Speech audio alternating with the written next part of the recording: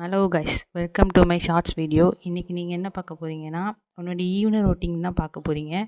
இன்றைக்கி வந்து சுக்குமல்லி காப்பி போட்டிருந்தேன். அது கருப்பட்டி காப்பின்னு சொல்லலாம், சுக்குமல்லி காப்பின்னு சொல்லலாம். எங்களுக்கு அது ரொம்ப பிடிக்கும். இப்போ நான் சுகர் கட் அதெல்லாம் பண்ணனால அதுக்கு ஆல்டர்னேட்டிவாக என்னெல்லாம் போட முடியுமோ அதை நான் வந்து போட்டு குடிச்சிட்ருக்கேன். ஆனால் இந்த கருப்பட்டியும் பனக்கற்கண்டு அதுவுமே டெய்லிலாம் கிடையாது.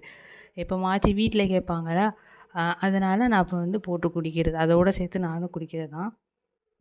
ஆனால் டேஸ்ட் வந்து சூப்பராக இருக்கும்.